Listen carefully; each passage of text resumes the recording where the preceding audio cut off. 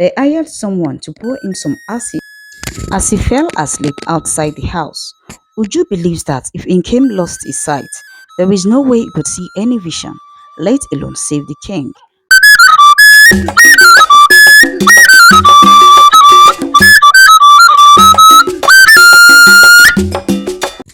Once upon a time, in a small Nigerian village, there lived a young prince called Nkem. Nkem was the first child born into a family of a Nigerian king with two wives. On the day Nkem was born, the villagers experienced a torrential rainfall that brought an end to their 3-year-long drought. The men, women, and children of the village jubilated at the first sign of rainfall, and they praised the gods for blessing them with rain again. But the birth of Nkem also brought about a tragedy in the village, the death of his mother, who was the king's first wife. After the death of Nnoma, the king's second wife, Uju, took care of the baby Nkem. Ever since Nkem was born, the villagers experienced great peace and tranquility, and the years of famine came to an end. Uju also gave birth to her son Emeka shortly after Nkem was born, and ever since then, she has been looking for ways to get rid of Nkem and make her son the only heir to the throne. Nkem is gifted with the power to move things and make things happen. When Nkem screams in anger, the earth would move and things would break. A lot of people who try to bully him end up regretting their actions. When Nkem is very happy, the village would experience peace, and when he wished for rain, the weather would change within seconds and it would rain even when the sun shines bright. Nkem started moving things when he was only 5 years old. With his power, he would defend the defenseless and save the people who needed saving. As he grew up, he made a great number of enemies, and the people would often whisper among themselves. They would call him names like wizard, evil, child of the devil, and so on. With time, Nkem tried as much as possible to conceal his power from the public. The absence of a mother figure in Nkem's life made life quite challenging for him. His stepmother, Uju, and her son Emeka are threatened by Nkem as the first son and heir to the throne. Since Uju's son Emeka would be the next heir to the throne if anything happens to Nkem, Uju began to hatch a plan to make her son the only heir to the throne. One day, she told her son Emeka to steal the king's crown and place it inside Nkem's bag to make him look like a thief. Nkem saw how the events occurred with his third eye. He switched the crown from his bag back to Emeka's bag as he stood at the window looking at Emeka. Emeka went to his mother to inform her that he had successfully placed the crown in Nkem's bag, not knowing that Emeka had switched it back. Hours later, the king began to search for his crown around the house, and after searching without success, he asked the guards to bring his kids and their bags. When the guards checked the kids' bags, they found the crown in Emeka's bag and he was shocked. He pleaded with the king and confessed to stealing the crown. He also confessed that his mother asked him to steal the crown and put it in Emeka's bag. The king was very angry and he banished her and her son from the village. At this time, Nkem was 10 years old. As the guards took Emeka away, he casted a questioning look at Nkem, but he smiled mischievously in return. When they got to the village border, away from the guards, Emeka told his mother that Nkem must have switched the crown and he wondered how he was able to do that. His mother then explained to him that Nkem has always been a powerful child since he was born, and she has done everything to get rid of him, from trying to poison him to taking him far away from the village when he was very little, but he always found his way back to the village. She also told Emeka that there was a time she paid a palace guard to kill Nkem in the forest, but Nkem returned to the palace unhurt. That day, he came to her and warned her severely to stop trying to kill him, or he would teach her a lesson she would never forget. It was at that moment that she decided to stop trying to kill Nkem. But now that they are banished from the village because of Nkem, she told Emeka that he must do everything to be taken back by the king and take the throne from the king. 5 years later, Nkem's power has become more pronounced and he began to show it to people around him without any bother. His father, the king, is against witches and Nkem has seen how he has dealt with witches over the years. So he tried his best to hide his powers from the king and within the powerless words. One day, Nkem was at the market when he saw a boy being dragged away by a running horse. He used his power to stop the horse and the people around were surprised. He quickly covered his face with his hoodie and ran off. He is scared that someone might recognize him and tell his father.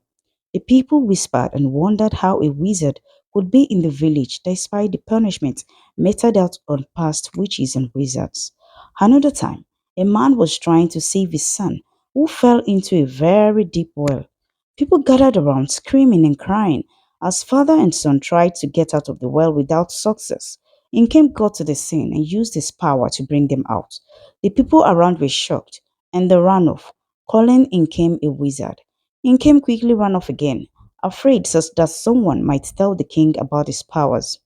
The next day, Nkem was walking along a forest path when he was stopped by two men.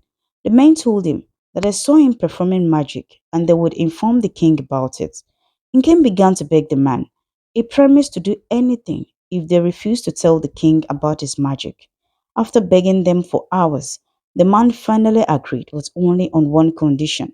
He asked to convince the king to accept Emeka and his mother back to the palace. Nkem told the men that he cannot promise them that because the king is a very stubborn man and a man of his words. He asked them for another condition, but the men insisted it had to be the same condition. He was given 3 days to do this, or he would be reported to the king. Nkem became confused and he did not know how to convince the king to bring Emeka and his mother back to the palace. A thought then occurred to him later that night. The next day, Nkem met the king and explained to him that Emeka is seriously ill and needs to be taken to a healer. The king was angry with him. He asked him why he was seeing Emeka after being banished from the village, but Nkem replied that he heard the news from the villagers and he thought of letting the king know. He begged the king to pardon Emeka and his mother and take them back. The king thought about it for a while and he agreed. Nkem was very happy. Later that day, he told the men that the king has agreed and he saw Emeka and his mother come out of a hut nearby. He was surprised. They told him that they've been in the village for days now when he kept staring at them. Emeka pretended to be really sick and he was taken to the palace. But before the king allowed them back to their rooms, he warned them not to engage in any shady deals that would make him angry again, or he would throw them inside the prison for months before punishing them. Uju and her son Emeka apologized and promised to be at the best behavior now that they are back. Weeks passed, and Uju and her son pretended to have turned a new leaf. Until one day, Nkem was sitting beside the king, listening to his stories when Uju served the king his meal. Nkem looked at the food and found out it was poisoned. He wondered why his stepmother would want to poison the king, and it dawned on him that she wants her son to ascend the throne quickly, and the only way to achieve this is by killing the king and him. He poured the food away with his magic and quickly packed the plates. The king did not understand what just happened. He was angry at Nkem for being clumsy. Nkem apologized and quickly cleaned up the mess and went to dish another food from the pot for the king. Emeka and his mother watched from a distance, filled with rage. They wondered why Nkem would always be the stumbling block to achieving their wicked aim. Days later, Emeka and his mother began to hatch another plan. The both decided to lure the king outside his room by midnight and hire someone to kill him before he goes back inside. Nkem could foresee the plans of his stepmother and her son, and he decided to protect the king at all costs. He sat outside the house that night, waiting for the king to come outside the house. But Uju and her son did not carry out their plan that night. They decided to teach Nkem a lesson instead. That way, they could carry out their plans without any hindrance. They hired someone to pour in some acid as he fell asleep outside the house. Uju believes that if Nkem lost his sight, there is no way he could see any vision, let alone save the king. As soon as he fell asleep, the man poured the acid in his eyes and body and he fled away. Uju and Emeka also ran inside their rooms and pretended to be sleeping. Nkem screamed out loud, and everyone, including the king, rushed outside. The people exclaimed and wondered what would have happened to Nkem. But his stepmother started screaming that Nkem is a wizard who wanted to harm the king. She lied that she saw him in the king's room before he came outside the house and screamed. She also told the king that Nkem has done more harm than good to the people around him, and she has evidence. Would you ask the king to wait until morning, and she would bring some witnesses to the palace? The king applied his soothing oil on Nkem's face and body as he screamed in pain. The next morning, Uju woke up very early. She had paid all the people who were present when Nkem used his power at the market and when he saved the drowning man and his son. They all corroborated Uju's story and accused Nkem of wizardry. Nkem was very disappointed that the people he helped could testify against him. The king asked Nkem if the people are telling the truth, but he began to cry. He tried to explain to the king that his life is in danger and was trying to save him when someone poured him acid, but the king shut him up and asked his guards to lock him up in the cell. The king was heartbroken that his first son and heir to the throne is a wizard. The king loved his dead first wife, Norma, so much that he thought of banishing a child, and his first son seemed like he had not a crack. He thought of what to do for days, but he couldn't come up with anything. Uju tried her best to make him banish Nkem, but the king would snap at her and send her away in anger. When the king refused to do anything about Nkem, after 7 days, Uju poisoned the king, and this time, Nkem was not there to stop him from eating the food. Uju ensured that no one saw her while she served the king, and she removed the plate of food as the king finished eating. Uju saw the lifeless body of the king, and she called her son to confirm if he's truly dead.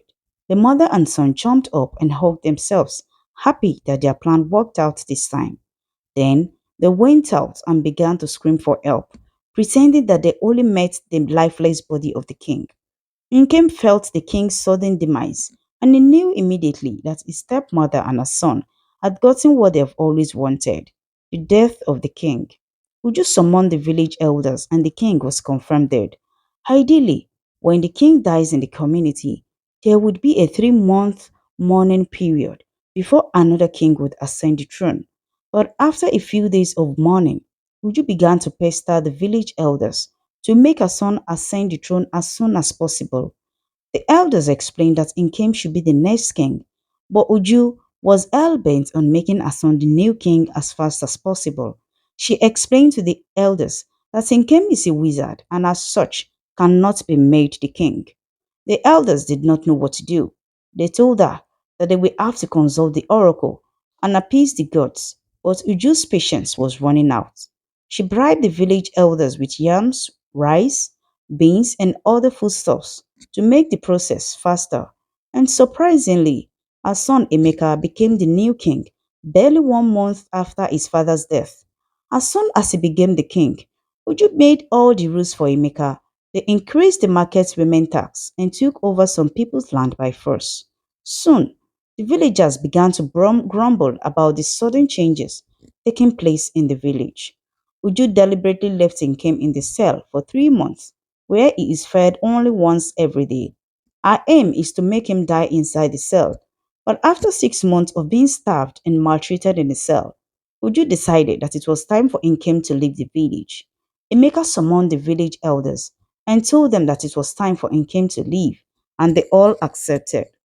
When Nkem was relieved to the banished, the people whom he helped avoided him like a plague because one side of his face and body was burnt from the acid poured on him that night he tried to save the king. The guards pushed him out of the village with a long stick and he was sent out, never to set his foot on the village again. Nkem became an outcast, despised by the same villagers he saved and protected. They believed he was cursed and shunned him at every turn. From the day Nkem set his foot outside the village, a terrible drought struck the land and the villagers' crops began to wither and die. Nkem had decided not to set foot in the village again, but the news of the misfortune that had befallen his village got to him, and he decided to help the villagers. He went to the market square and using his powers, he summoned the rains, bringing life-giving water to the parched earth. But Emeka and his mother pretended like he did nothing and they never acknowledged him. The villagers rejoiced, but their gratitude was short-lived. Instead of thanking Nkem, they accused him of using dark magic to manipulate the weather. They refused to acknowledge his heroism and continued to treat him with contempt. He had to go back to being in exile. Heartbroken, he left the village and used his powers to create a beautiful garden in the forest where he lived surrounded by the beauty and wonder of nature. After months of extreme droughts, the villagers suffered from hunger, and Nuju and her son could no longer calm them because they had begun to revolt and demand for solutions. The people began to make demands for Inkem to be brought back to the village and made the king, but Uju threatened the villagers for demanding that a wizard become their king. The demand continued, and the people continued to protest for days. Uju begins to hatch another plan, and this time she is determined to take Nkem's life and make him disappear forever, just like his father. Days later, Nkem was taking a nap outside his hut when he heard some footsteps.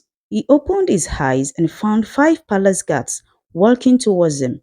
He rubbed his palm on his face to be certain that his eyes were not deceiving him, and he found out that indeed he was not dreaming. He got up immediately, running away as the guards chased after him. Nkem ran off as the five guards chased after him. When he got to a point in the forest, he stopped to catch his breath. He hid behind the bushes and from there, he used his magic to stop the men. The men stood there with their guns, fixated on the spot. Nkem casted a spell on them that they should wake up only when someone touches them. He got out of his hiding and walked majestically away from the guards and back to his hut. Nkem packed a few things in his bag and he left for the next village. Meanwhile, Uju was waiting for the guards to arrive, but when she did not see them, she decided to send two more guards. The guards searched Nkem's hut, but found out it was gone. They saw a trail of footsteps and decided to follow the trail. They got to the point where the five guards were standing and they were surprised. They touched them and they regained consciousness. They asked the two guards if they saw Nkem, but they replied that he is nowhere to be found. The guards searched the entire forest until it became dark. They had to go back to break the news to Uju, even though they were scared. When they got back to their village, Uju told them to go back and find Nkem or they would pay with their lives. The guards were very scared. They quickly left to continue their search. As Nkem ran in the forest, he got tired and decided to take a nap. He had barely closed his eyes when he saw an old man walking towards him. When the man got to him, he found out it was his father. He was very happy to see him. His father sat beside him and told him to go back to the village because he is the true heir to the throne. He said he wished that he acknowledged people with magic and treated them well when he was the king, but he now understands that magic is a great gift and can be very helpful when used the right way. He told Nkem to use his magic to bring his people out of hunger and ensure that he takes over the throne at all costs. Nkem nodded as his father spoke and he tried to hug him, but as he opened his eyes, he found out it was all a dream. He picked up his things and off he went to his village. When Nkem got to the village entrance, the guards arrested him and dragged him to meet Uju and her son Emeka, the new king. Uju asked the guards to release Nkem and she sent them away. She asked Nkem why he came back to the village and he replied that he saw the men she sent to kill him. He reminded her of how she tried to kill him when he was a baby and how he wanted her to stop trying to kill him. But Uju let out an evil laugh. She told Nkem that she has always hated him and wished that he dies, and now that he is here, she would make it easy for him. But Nkem replied that she can no longer keep him in the cell because while in exile, he had discovered more ways of using his power. Uju called the guards to arrest him, but he stopped them as they moved closer to him. He told Uju that her son needs to leave the throne for him within 3 days, or he would take what belongs to him by force. Nkem left the palace as Uju shook in fear. She began to think of how best to get rid of Nkem, and a thought occurred to her. The next day, She visited a powerful herbalist in the next village and she told him to give her a charm that would help her get rid of Nkem forever. But the herbalist told her that Nkem is a destined child and she cannot kill him. He warned her that if she tries too hard, she may end up regretting her actions. But Uju was hell-bent on killing Nkem. She called the herbalist names and left his place in anger. She visited a witch in another village, and this time she got exactly what she wanted, a very potent poison that would kill Nkem instantly. The witch told her that even a drop of the poison could wipe out an entire village, so she told Uju to be very careful with it. When Uju got back to the village, she met a group of market women protesting because they are not satisfied with the drought and the diseases plaguing the community. They wanted to bring Nkem back to the village so he could use his power to liberate them. Uju replied that she has sent Agat to look for Nkem, but it has all been in futility. She assures the women that Emeka is the right heir to the throne and he would deliver, but the women insisted that Nkem has to be the king. The women leader then informed Uju that some villagers saw Nkem the previous day and she asked 24 hours to provide him or they will not take things lightly with her and her son. The people are hungry and they are dying and they need someone who has the power to liberate them, take on the throne. Uju began to panic. She started thinking of how best to harm Nkem without being noticed. She called one of her men to go to Nkem's hut in the outskirts of the town. She told him to watch Nkem, and as soon as he leaves, he should pour the poison in his food or rub it in his plate or spoon. The guard collected the poison and he quickly went off to deliver the message. He hid in the forest outside Nkem's home as Nkem prepared his lunch in his hut. Nkem got out to pick some vegetables and the guard took advantage of that opportunity. He watched Nkem walk away from the kitchen and he quickly entered. He poured the poison in his pot of soup and rubbed some in his plates and spoons and ran off. Moments later, Nkem went back inside his hut and he knew immediately that someone had been there. He opened the pot of soup and found out it has been poisoned. He hissed and went out in search of another food to cook. Meanwhile, Emeka is worried about the happenings around the village. He decided to see Nkem and discuss how he could help the villagers. He set out with a guard and they arrived at Nkem's place after a long walk. Emeka was very tired and hungry by the time they got there. He called out to him, but Nkem was nowhere to be found. He found out that Nkem was cooking before he left and he must be around as the firewood was still hot. He opened the pot and the food happened to be his favorite food. After waiting for a while, he asked the guard to dish some of the food for him as he couldn't bear the hunger anymore. He asked the guard to leave some for Nkem, so the guard did not eat from the food. Nkem arrived shortly after Emeka had eaten the poisoned food. Emeka apologized to Nkem for stealing his position as the rightful heir to the throne. He sought his help on dealing with the issues plaguing his village, but Nkem was more concerned about the poisoned food he just ate. Nkem plucked a leaf nearby and asked Emeka to eat it because he just ate a poisoned food. Emeka ate it reluctantly, but he told him that he's okay and he doesn't feel like he's been poisoned. Nkem was surprised. He asked Emeka to come with him to see his mother, and together they went to the village.